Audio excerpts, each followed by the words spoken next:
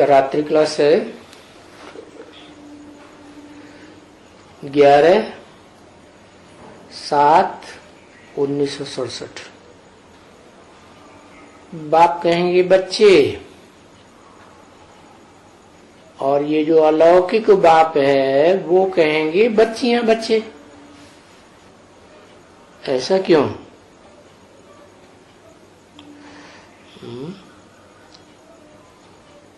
चलो, इस लोक का नहीं है, इस दुनिया का नहीं है, अलौकिक बाप तो है। तो फिर बच्चियां और बच्चे डबल कैसे? और ये कौन सा बाप है जो कहेगा बच्चे, बच्चियां नहीं कहेगा?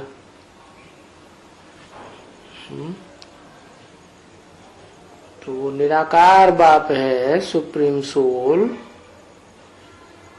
जो इस दुनिया का नहीं है, पारलौकिक बाप है, इस लोक से पार रहता है।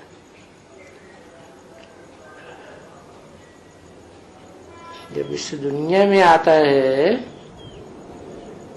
तो बताता है कि तुम बच्चे ज्योति बिंदु आत्मा हो, मैं भी ज्योति बिंदु आत्मा हूं, लेकिन तुम जन्म मरण के चक्र में आते हो क्योंकि भोगी हो, और मैं जन्म मरण के चक्र में नहीं आता हूं क्योंकि मैं अभोक्ता हूं। मेरी आत्मा का ही नाम शिव है और तुम्हारे शरीर का नाम पड़ता है। और शरीर तो कभी मेल का मिलता है, कभी फीमेल का मिलता है। तो ये लौकिक सृष्टि है, इसमें ही तो सुप्रीम सोल बाप आते हैं और अलौकिक दुनिया बनाते हैं।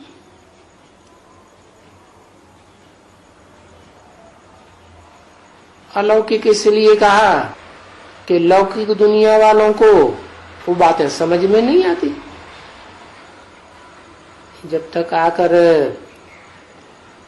इस आध्यात्मिक विद्यालय को ज्वाइन न करें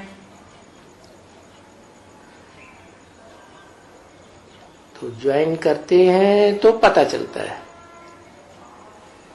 कि निराकार बाप साकार में जब प्रवेश करते हैं तो डबल आत्माएं हुई ना। एक हुआ बाप प्रवेश करने वाला, और जिसमें प्रवेश किया वो हो गई माता। तो नाम देते हैं ब्रह्मा। तो माँ बाप दो हैं तो बच्चे दो नहीं हो सकते? हो सकते। इसलिए कहते हैं कि जो अलौकिक बाप है जिसमें मैं प्रवेश करता हूं, ये कहेंगे बच्चे बच्चियां, क्योंकि साकार में है। तो साकार में बहन भाई हो जाते हैं, निराकार में सिर्फ भाई भाई आत्मा, आत्मा आत्मा भाई भाई, भाई भाइयों का बाप शिव बाप।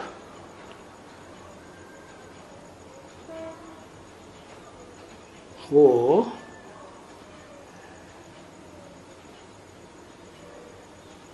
शिव बाप कभी भी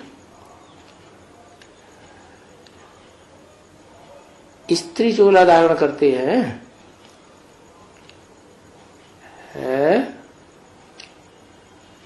करते हैं कि नहीं करते हैं? अरे वो तो है ही निराकार ज्योति बिंदु। वो ये थोड़ा ही देखता है कि स्त्री चोला है कि पुरुष चोला है। उसको क्या देखना है? उसे तो आत्मिक स्थिति देखनी है। तो जो आत्मिक स्थिति है सृष्टि के आदि में, तो अंत में भी आत्मिक स्थिति आदि सो अंत। उस आत्मिक स्थिति वाले में प्रवेश तो करते हैं, लेकिन नाम फिर भी देते हैं ब्रह्म।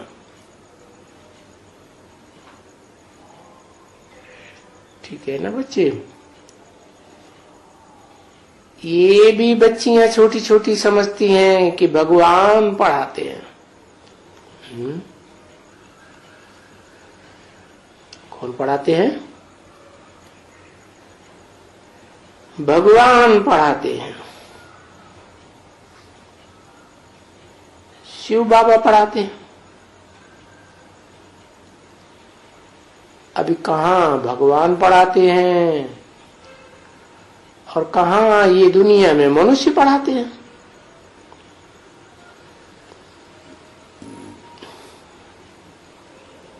क्या अंतर है? अंतर का पता कैसे चले? पता चलता है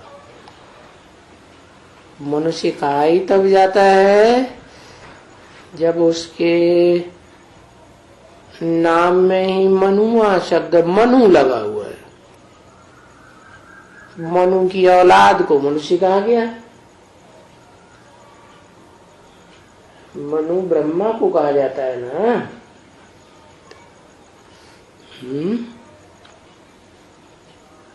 मन चंचल होता है मनुष्यों का, क्योंकि वो तो देहधारी है ना।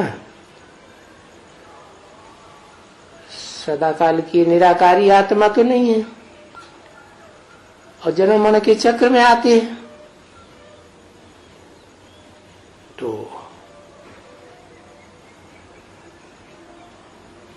मनु की औलाद मनुष्य कहे जाते हैं। मनु को मन होगा तो मनुष्यों को भी मन होगा। मन बड़ा चंचल है, और चंचल मन को स्थिर करने के लिए तो भगवान को आना पड़ता है। जो भगवान मन से परे है, उसे मनन चिंतन मंथन करने की दरकार नहीं, वो तो त्रिकालदर्शी है, तीनों कालों को जानता है। तो मनन चिंतन क्या करेगा? तो ये अंतर हुआ क्या? इसलिए कहते हैं मनुष्य कभी भगवान नहीं हो सकता। क्या? जब तक मनुष्य है तो भगवान नहीं हो सकता। माने मन का उपयोग करता है, मन कंट्रोल में नहीं कर पाया है, तो भगवान कैसे हुआ?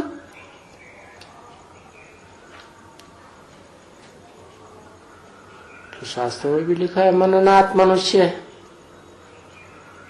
मनन चिंतन करने से मनुष्य कहा जाता है। भगवान को तो इसकी दरकार ही नहीं, वो तो है ही निसंकल्प। तो जो ऑलरेडी निसंकल्प है, उसे संकल्पों का संन्यास करने की जरूरत नहीं, त्याग करने की जरूरत ही नहीं। तो संकल्पों के, विकल्पों के फेर से बचाने के लिए वो निराकार शिव इस सृष्टि पर आते हैं, और हम बच्चों को मन को कंट्रोल करना सिखाते हैं, मनुष्यों। अब अंतर तो बहुत है मनुष्य में और भगवान में, क्योंकि मनुष्य अगर अच्छे से पढ़ाई पढ़ के परफेक्ट बने भी जाए मन को कंट्रोल करने में, तो क्या सदाकाल के लिए हो जाएगा? वो भी नहीं हो सकता। क्यों? क्योंकि एक ही आत्मा है षष्ठ रूपी रंगमंच पर पार्ट बजाने वाली, जो अभोक्ता है। क्या? और जो भोगी होगा वो पतित तो बनेगा ही।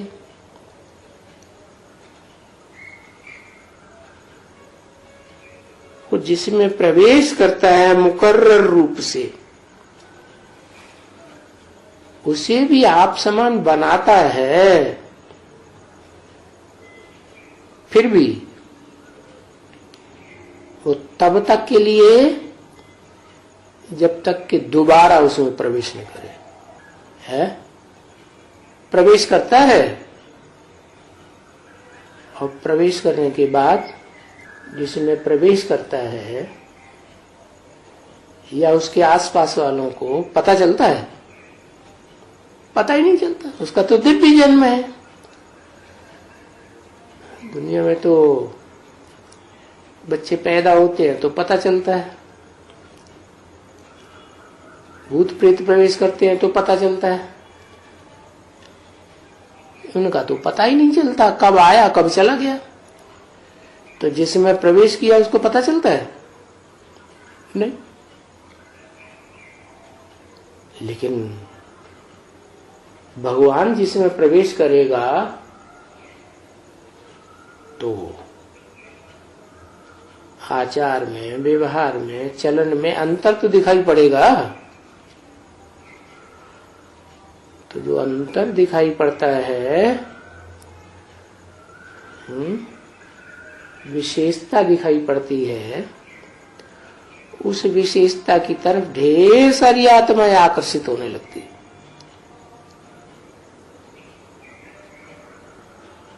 इसलिए मनुष्यों ने भगवान का एक नाम रख दिया कृष्ण। कृष्ण माने आकर्षित करने वाला। अब वास्तव में वो कृष्ण बच्चे की तो बात ही नहीं, जो सृष्टि के आदि में जलमयी में पीपल के पत्ते पर कृष्ण दिखाई दिए।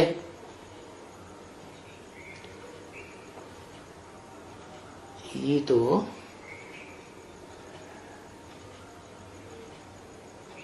उसके बाप की बात है, और उस बाप में भी वो निराकार बाप प्रवेश करते हैं। क्योंकि बाप ने समझाया है कि देवी देवताओं को तो मनुष्य नहीं कहा जाता है। क्यों? देवी देवताओं का भी मन नहीं चलता, उनका भी मन एकाग्र रहता है या चलायमान होता है? एकाग्र रहता है। और भगवान को भी मनुष्य नहीं कहा जा सकता, क्योंकि भगवान का भी मन एकाग्र रहता है। तो अंतर क्या हुआ दोनों में? है अंतर ये हुआ कि जो देवताएं हैं वो नीचे उतरते हैं आत्मिक स्थिति से, तो धीरे धीरे नीचे उतरते उतरते ऐसी स्टेज आ जाती है कि मन सक्रिय हो जाता है, मन कंट्रोल से बाहर हो जाता है।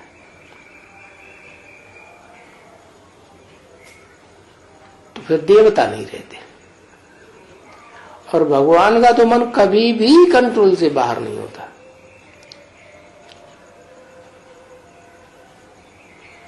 कौन सा भगवान?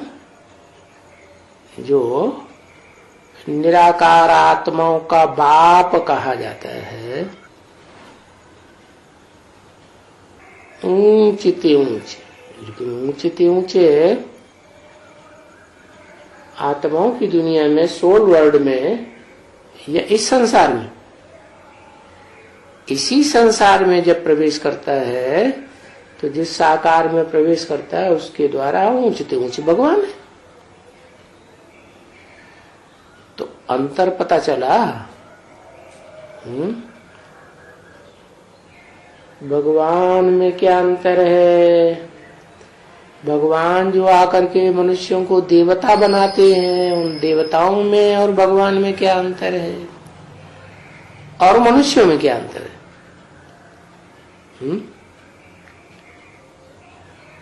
क्या क्या अंतर हुआ?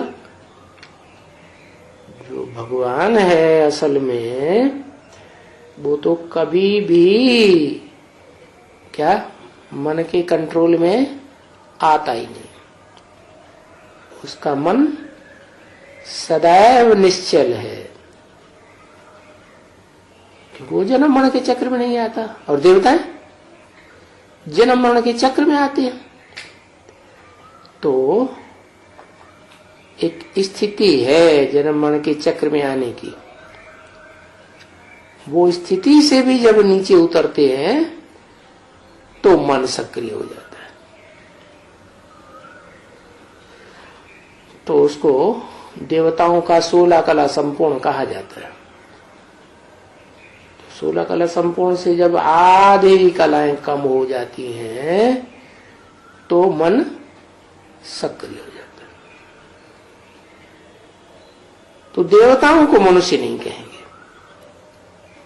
क्या कभी भी कोई देवताओं को मनुष्य नहीं कहेंगे। कोई तो देवताओं को भगवान ही कहते हैं, है? कृष्ण भगवान, राम भगवान, नारायण भगवान कहते हैं ना। और बच्चों को समझाया गया कि नहीं, क्या अरे इन देवताओं को जो नर से नारायण बनते हैं राजयोग सीख करके, गीता ज्ञान समझ करके, वो भगवान नहीं हो सकते। वो तो बनते हैं देवी देवता। बनाने वाला तो कोई और ही होगा ना। इनको देवता कहा जाता है। देवता का मतलब है देव। देव माने देने वाला, लेने की इच्छा न रखने वाला है। दूसरों को देना है, सुख लेने की इच्छा नहीं, लेकिन देना है। तो कहा जाता है फलानी देवी, लक्ष्मी देवी, नारायण देवता। तो लक्ष्मी देवी का नाम लक्ष्मी देवी क्यों कह दिया? नारायण देवता नाम नारायण क्यों कह दिया?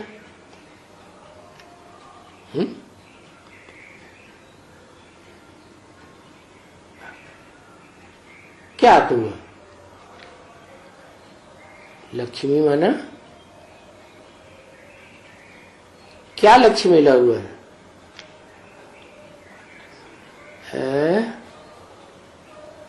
लक्ष्य मिला हुआ है कि मैं नारी हूं। तो नारी जीवन में रहते हुए, नारी धर्म का पालन करते हुए मुझे लक्ष्मी बनना है। क्या कुलक्षणी नहीं बनना है। लक्ष्मी क्या होती है? एक को वर्ण किया तो लक्ष्मी की कैटेगरी, और अनेकों को वर्ण कर लिया जीवन में तो कुलक्षणी। और नारायण तो बताया पहले भी, नारायण, आयन माने घर, नार माने जल। जिसका ज्ञान जल में घर है सदैव, वो हुआ नारायण देवता। तो क्या नारायण वाली आत्मा सदैव ज्ञान जल में ही रहती है?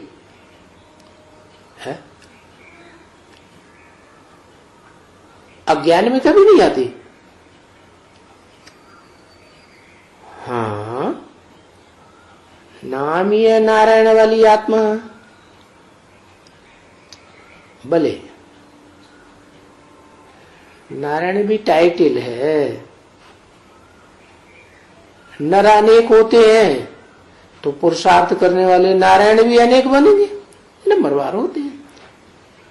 जैसे king Edward the first, second, third, ऐसे ही नारायण टाइटलधारी जो होते हैं वो सतयुग में 8 नारायण होते हैं।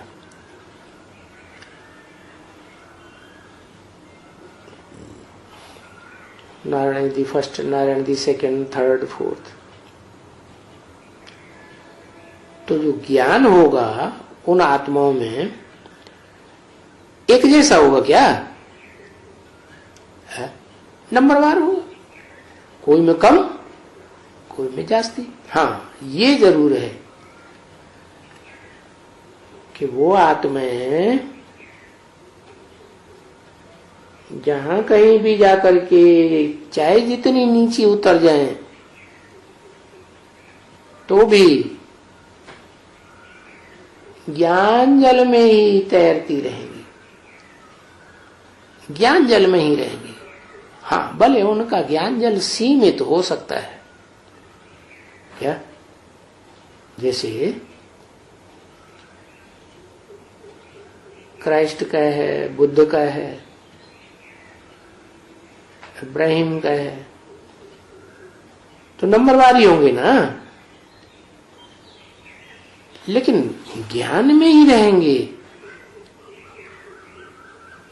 क्योंकि एक बार टाइटल धारण कर लिया ना नारायण,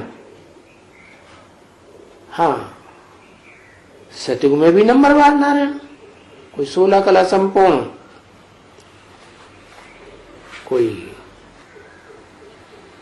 14 कला संपूर्ण, तो उनके ग्रुप बने हुए हैं। वो अपने ग्रुप के मुखिया हो गए। तो टोटल नारायण कितने हुए? एक तो कृष्ण, हे कृष्ण नारायण वासुदेव,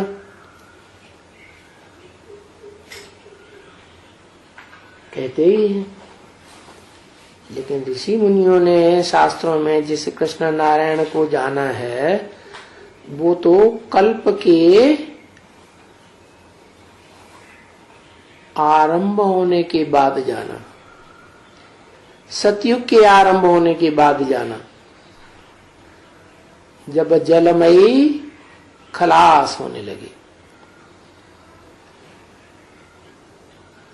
उस सतयुग से पहले तो किसी की नजर जा ही नहीं सकती।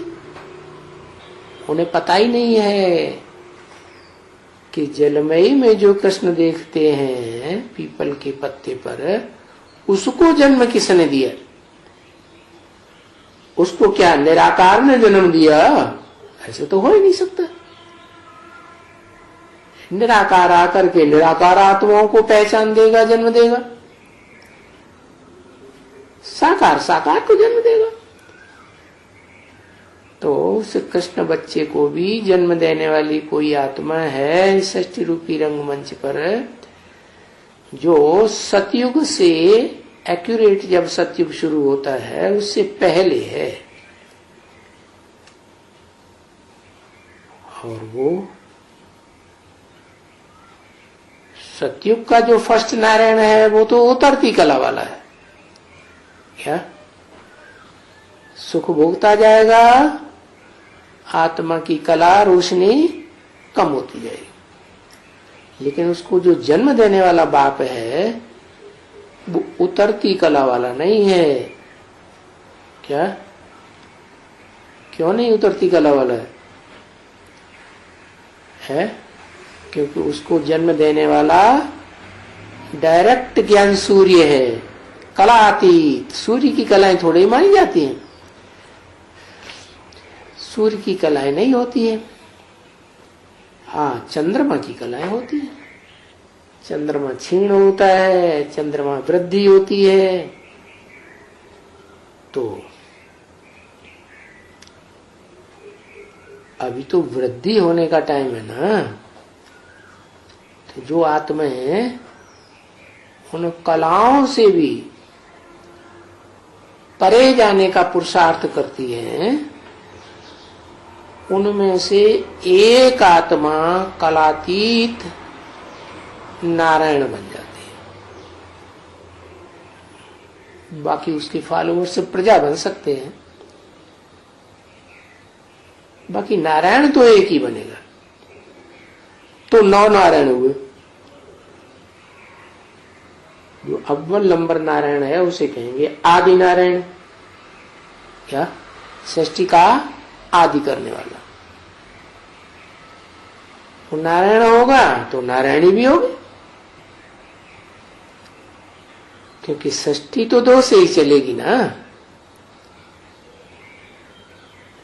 तो दोनों के नाम के आगे श्री शब्द डालते हैं। श्रेष्ठ किससे श्रेष्ठ? उनको फॉलो करने वाली जितनी भी प्रजा है वो सब उनको श्रेष्ठ मानेगी, जानेगी और प्रैक्टिकल में झुकेगी भी। बाकी सतयुग में, त्रेता में वहां झुकने की बात नहीं है, फॉलो करने की बात है। तो श्री अक्षर तो डालते ही जाते हैं वहां। कहा? नई दुनिया में श्री का मतलब ही है कि ये श्रेष्ठ हैं। श्री का अर्थ ही है श्रेष्ठ। किससे श्रेष्ठ? जो भी उनकी फॉलोअर प्रजा है उससे श्रेष्ठ। और एक ही जन्म के लिए श्रेष्ठ कि जन्म जन्मांतर के लिए श्रेष्ठ?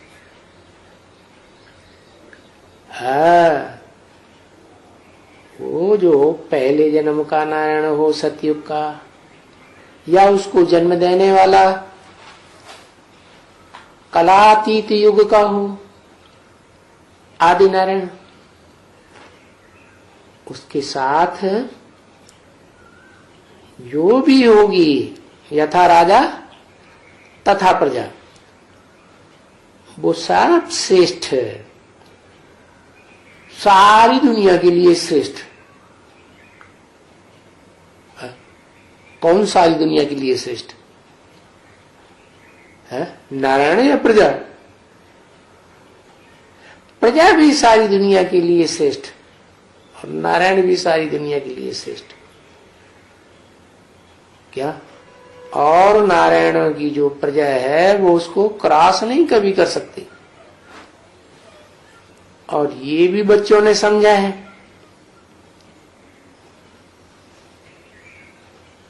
कि नारायण को, जो भी नंबरवार नारायण है, इनको श्रेष्ठ बनाने वाला ऊंचे ते ऊंचा भगवंत निराकार है। ऊंचे ते ऊंचा, ऊंचते ऊंचे धाम तो है परम धाम, सोल वर्ल्ड। क्या वहां है? नहीं। इस सृष्टि में आकर के जिसमें प्रवेश करता है उसको भी आप समान निराकार बना देता है। निराकारी, निर्विकारी, निरहंकारी।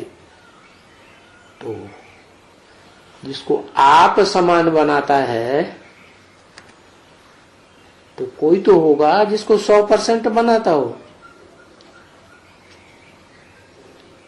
तो बनाता है या अपने पुरुषार्थ से बनता है? अपने पुरुषार्थ से बनता है।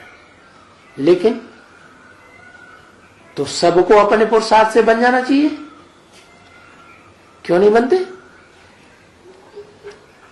क्योंकि वो जो पढ़ाई पढ़ाता है उस पढ़ाई को पढ़ने वाले बच्चे नंबरवार ही होंगे ना, एक जैसे तो हो ही नहीं सकते। तो ये है साकार, नंबरवार नारायण है।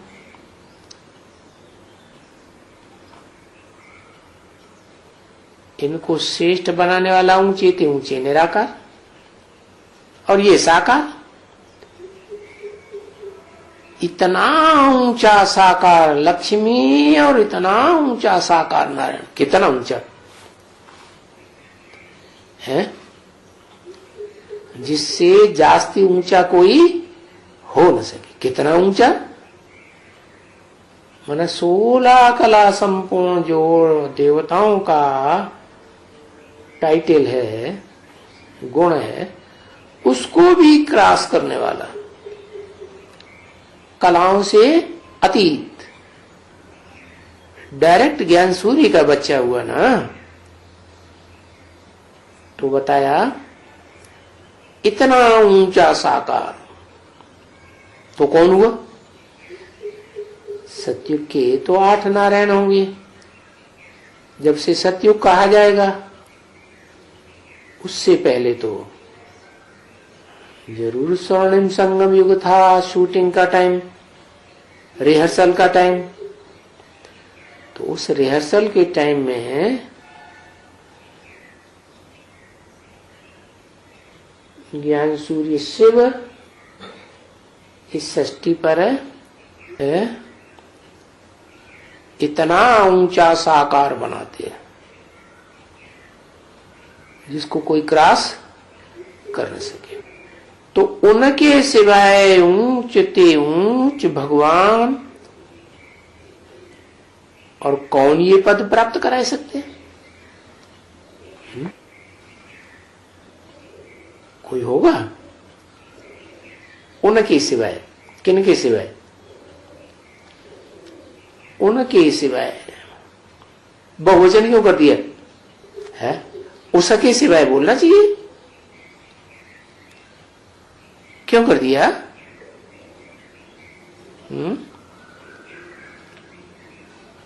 क्योंकि जहां तक बनाने वाली बात आती है, वो तो सृष्टि रूपी रंगमंच पर बनाना करना सिंगल का काम है या डबल का काम है? डबल का काम है। तो जिसमें प्रवेश करते हैं वो डबल है या सिंगल है? डबल कैसे? अरे एक में प्रवेश करते हैं कि 2 में प्रवेश करते हैं?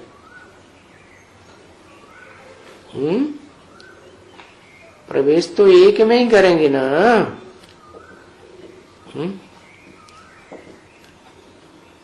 जब है ही अव्वल नंबर। मुसलमान कहते भी हैं अल्लाह अव्वल दीन, अल्लाह ने आकर अव्वल नंबर दीन की, धर्म की स्थापना की। तो धर्म की स्थापना करने वाला साकार में होगा और साथ में निराकार भी होगा, डबल होगा या सिंगल होगा? वो इब्राहिम बुद्ध क्राइस्ट भी आते हैं। तो क्राइस्ट ने जीसस में प्रवेश किया ना, तो डबल हुए कि सिंगल हुए? क्राइस्ट तो निराकार आत्मा आई, साकार में प्रवेश किया तो डबल हुए ना। तो क्रिश्चियनिटी की जो सृष्टि है वो बनती है। तो ऐसे ही बताया कि उनके सिवाय माने डबल हुए। अच्छा, डबल हुए तो क्या कोई लाजमी है कि बच्चे पैदा हो जाएं फिर उसके बाद आखिरी बच्चे को पैदा करके तुरंत खत्म हो जाए, चला जाए, निस्तनाबूद हो जाए। माँ बाप क्या जिंदा नहीं रहते हैं? अरे हिस्ट्री में तो देखा जाता है 3-3, 4-4 पीढ़ियां जिंदा रहती है। बाप भी जिंदा रहता है और बाप का बाप भी जिंदा रहता, बाबा, पर बाबा जिंदा रहता, तर बाबा भी कभी कभी जिंदा रहता। तो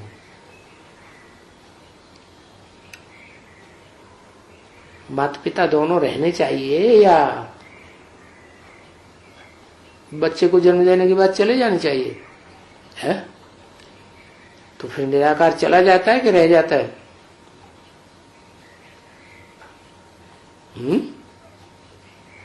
जो निराकार सुप्रीम सोल शिव कहा जाता है, जिसका नाम कभी बदलता ही नहीं, जब तक शरीर में न प्रवेश करे तो वो तो वापस चला जाता है ना, भले वापस चला जाता है, परंतु फिर भी आप समान बना कर जाता है। इसलिए जो षष्ठी रूपी रंगमंच पर मनुष्य सृष्टि का बीज का यादगार भारतवर्ष में, गांव-गांव में, शहर-शहर में और विदेशों की खुदाइयों में भी जो शिवलिंग मिला है, उससे साबित होता है कि वो ही सारी दुनिया का बीज है। और उस बीज में माता भी है तो पिता भी है। माता कौन है? उसका जो सात्विक यादगार सोमनाथ मंदिर में बना था, उस सोमनाथ मंदिर में लिंग था बड़ा आकार है, और वो लाल रंग का पत्थर था। जैसे सूर्य उदय होता है ना सवेरे को, तो सूर्य के चारों तरफ क्या होता है? लाल लाल लाल लाल रोशनी ही रोशनी। तो वो लाल पत्थर है, इसीलिए दिखाया गया कि वो जो शरीर है वो तो पत्थर जैसा बना, जड़ तुम्हें बुद्धि, और उसमें जो आत्मा दिखाई गई, हीरा दिखाया गया, वो है हीरो पार्टधारी की आत्मा पुरुष रूप में। तो लिंग हुआ, जो बड़ा रूप दिखाते हैं वो है जड़त्वमय रूप प्रकृति, और जो बिंदु हुआ वो ही आत्मा पुरुष। तो ये सृष्टि सारी उस प्रकृति और पुरुष का खेल है। इसलिए शास्त्रकारों ने यादगार बनाई दी। क्या यादगार बनाई है? अर्धनारी। आधी नारी शरीर एक ही है, परंतु उसमें आधी नारी दिखाई दी, आधा पुरुष दिखाई दी। हाँ? नारी को बाईं ओर या दाईं ओर है? नारी को दाईं ओर बाईं ओर है। नारी को बाईं ओर दिखाते, पुरुष को दाईं ओर दिखाते। तो नारी को कहते हैं बामांगी है। बामांगी का मतलब ऐसे बायां हाथ होता है ना, क्या करता है? बायां हाथ गंदगी साफ करने का काम। तो माता को ये काम मिला हुआ, बच्चे पैदा करेगी तो उसका पालन पोषण करने में गंदगी तो साफ करनी पड़ती है ना। वैसे भी जन्म लेते भी और पालना करते भी, बीज धारण करते भी, तो दिखाया है कि बामांगी। अब साबित हुआ कि वो ऊंच ते ऊंच भगवान जो बताया, वो किसके लिए बताया? जो ये पद प्राप्त करा सकते हैं। ये पद माने किसकी तरफ इशारा किया? लक्ष्मी नारायण के चित्र की तरफ इशारा किया है। तो ये जो लक्ष्मी नारायण का चित्र दिखाते हैं,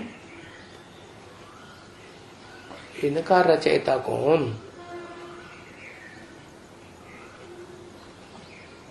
है? भगवान। लक्ष्मी नारायण डबल हैं, तो रचयिता भी एक होगा या डबल होगा? भगवान भगवती डबल होगा। भगवान भगवती को किसने बनाया? भगवान भगवती रचना है या रचयिता है? क्या है बताओ, रचना है कि रचयिता है? रचना है ना, तो फिर रचयिता कौन हुआ? अरे जब रचना डबल है तो रचयिता भी डबल होना चाहिए ना। तो नाम क्या दिया? शिव बाबा।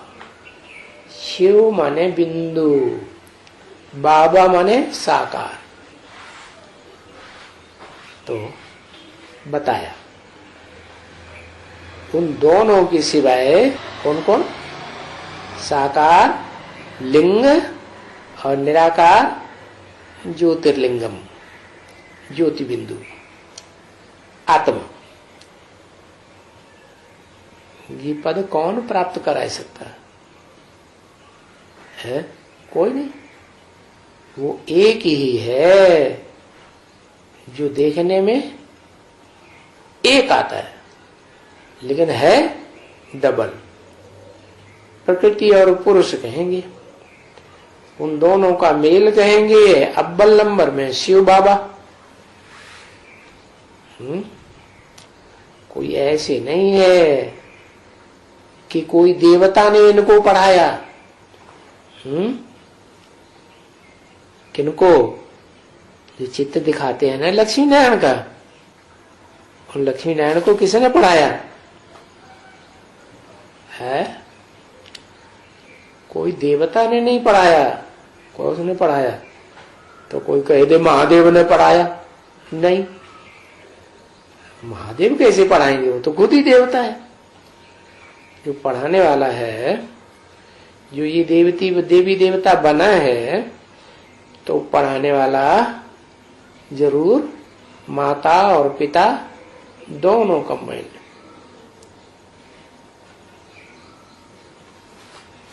बताया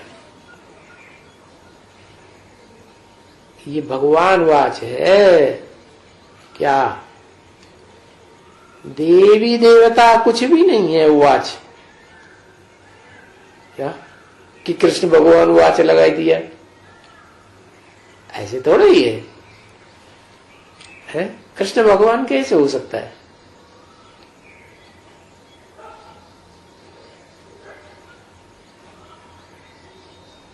क्यों नहीं हो सकता है? कृष्ण भगवान क्यों नहीं हो सकता? इसलिए नहीं हो सकता कि कृष्ण को तो 16 कला संपूर्ण कहते हैं, और 16 कला संपूर्ण बनाने वाला कोई तो होगा है। तो जो बनाने वाला वो भगवान हुआ ना। तो कृष्ण को 16 कला संपूर्ण कहते हैं, तो सतयुग में 16 कला संपूर्ण होते हैं। फिर तो हर युग में कलाएं घटती जाती है, कलयुग कलाहीन हो जाता है। तो कोई देवी देवता उवाच नहीं है गीता में। कृष्ण को भी तो देवता कहते हैं ना, है? क्या कहते हैं?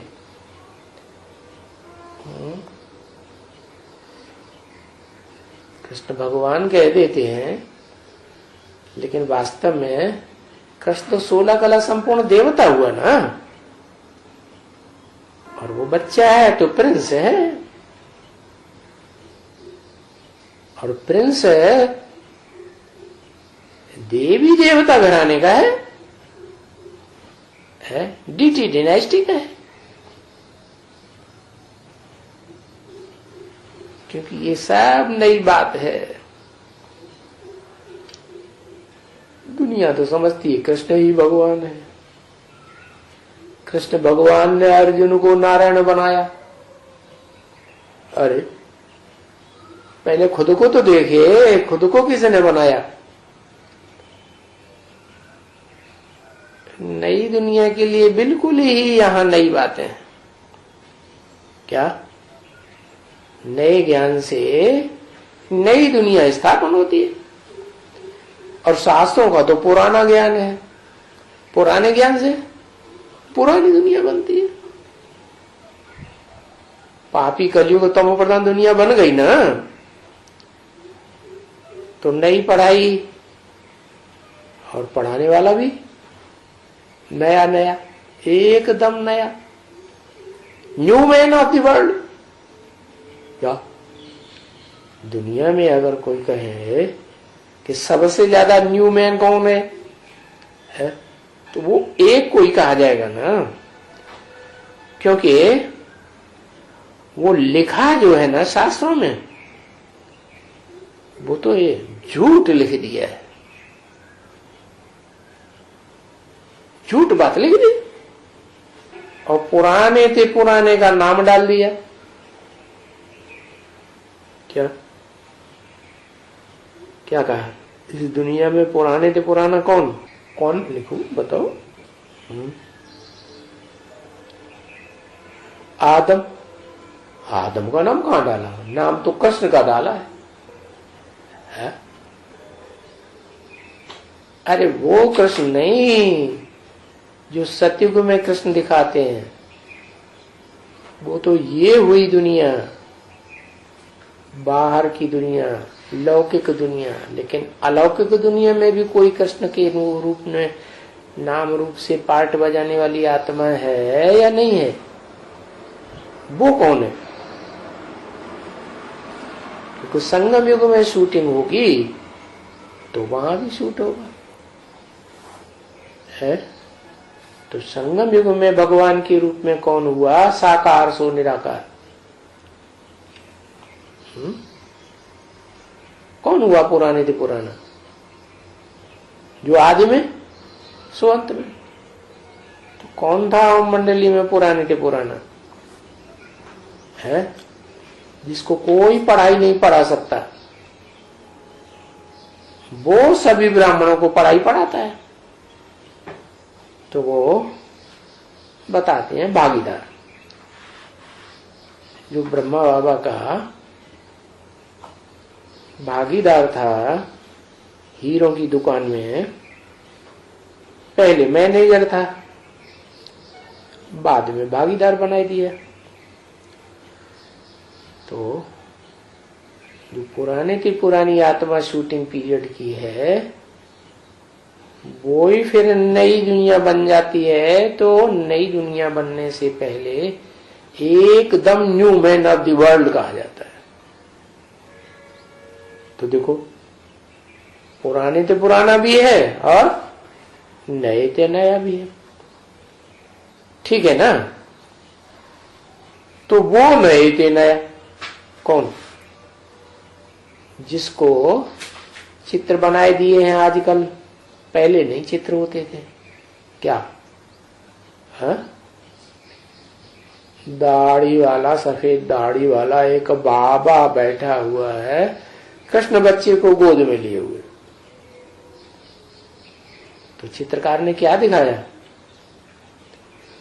कि जो बाबा है दाढ़ी मूछ वाला सफेद, वो है शिव। क्या? और जो उसकी गोद में बच्चा पल रहा है, वो अलौकिक ज्ञान से पल रहा है कि स्थूल लड्डू पेड़ा खाने पीने की चीजों के द्वारा पल रहा है? हाँ, तो वो नई ते नई बात हो गई, एवर नया बच्चा है।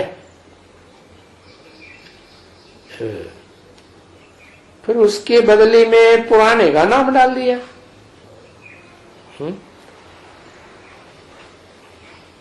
पुराना माने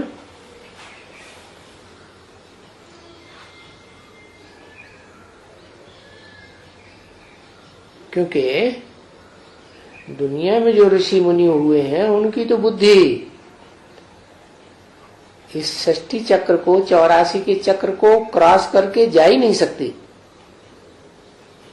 तो इस सृष्टि में जो पुराने से पुराना 5000 वर्ष पुराना 16 कला संपूर्ण कृष्ण है, उसी को वो पुराना समझते हैं।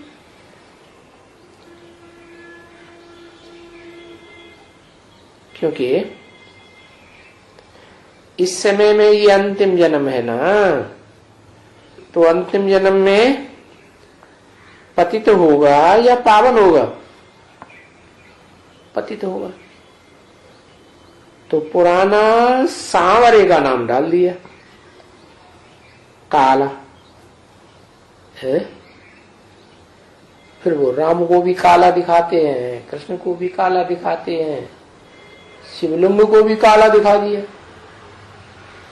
नहीं तो द्वापर के आदि में जब शिवलिंग सोमनाथ मंदिर में बनाया था तो काला लिंग दिखाया था क्या?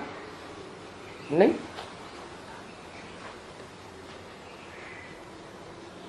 तो काला कब दिखाते हैं? कलयुग है सबसे पुराना युग, तमो प्रधान युग, तो वहां सब काले बन जाते हैं। वो सबसे ज्यादा काला बनता है, नाम ही देते हैं महाकाल। तो वो बाप बताते हैं कि मैं आता हूं, है तुम सब जो नंबरवार काले बन गए हो उनको गोरा बनाने आता हूं। देवता बनाए देते हैं, है काहे से? मनुष्य से देवता बनाए देते हैं। मनुष्य होते हैं तो बहुत संकल्प विकल्प चलाते हैं, ये चाहिए वो चाहिए, है चाहिए वो चाहिए, चाहिए ही चाहिए, चाहिए चाहिए माने मनुष्य कितना संकल्प विकल्प चलाते हैं। और देवता सब कुछ मिला हुआ है। देवता माने स्वर्ग के जो देवताएं होते हैं उनको प्रकृति सब कुछ मुहैया कराती है, कुछ नहीं चाहिए, भरपूर है, तो कहे जाते हैं देवता। तो तुमको आकर के बिल्कुल प्योर बनाते हैं। क्या? तुमको माने तुम्हारी आत्मा को एकदम प्योर बनाते हैं। बिल्कुल माने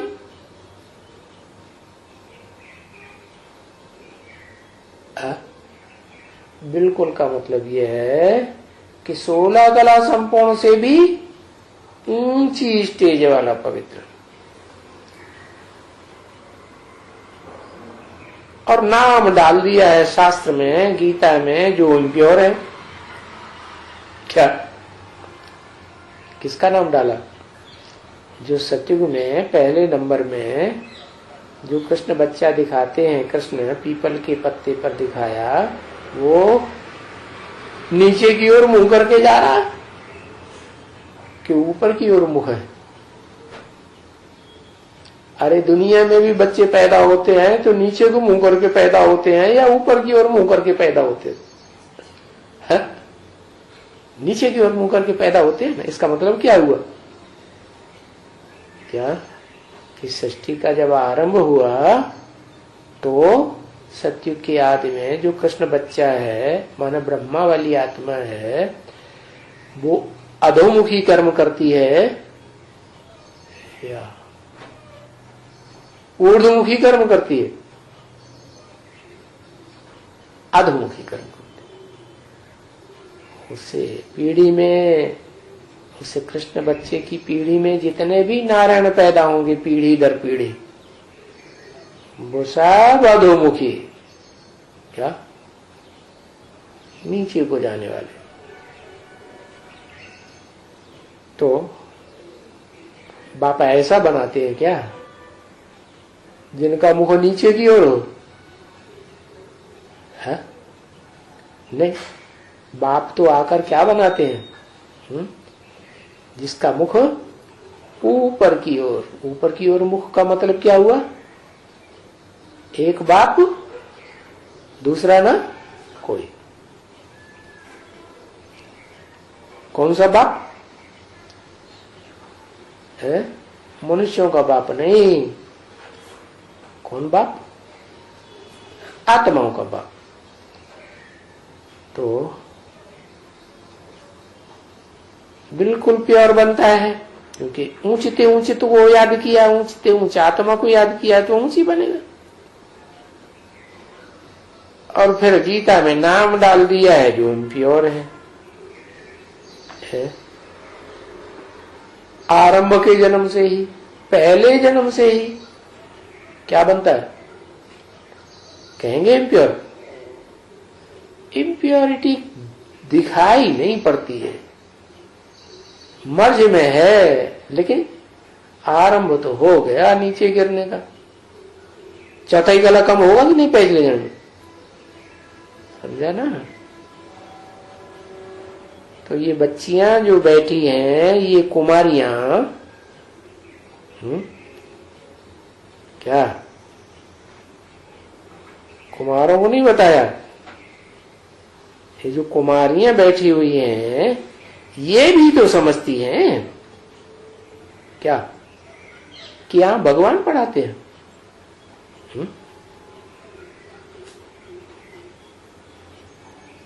कुमारियों की तरफ इशारा क्यों किया है?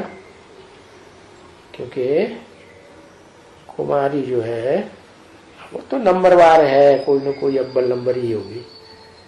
कुमारियां जो होती हैं पवित्र होती हैं, पवित्र जीवन होता है तो बुद्धि भी पवित्र होती है, अपवित्र बुद्धि नहीं होती है। तो कुमारियों का खास नाम लिया कि ज्यादा समझू हैं, समझती हैं कि यहाँ भगवान पढ़ाते हैं। बाकी कंडुओं को उतना नहीं समझ में आता, कुमारों को, अदर कुमारों को भी उतना नहीं समझ में आता। क्या अगर खुदा न खास्ता आ भी जाए तो क्या करते हैं? बाद में गड़बड़ करने लगते। और बुढ़ियों को है, बुद्धियां तो वानप्रस्थी हो गई, उनको तो ज्यादा आना चाहिए ज्ञान में। तो ढेर सारे बच्चे पैदा कर लिए ना, बुद्धि सारी छीण हो गई। तो कुमारियों को ज्यादा समझ में आता है कि भगवान पढ़ाते हैं। और वहां बाहर की दुनिया में है, वहां शैतान पढ़ाते हैं। ओम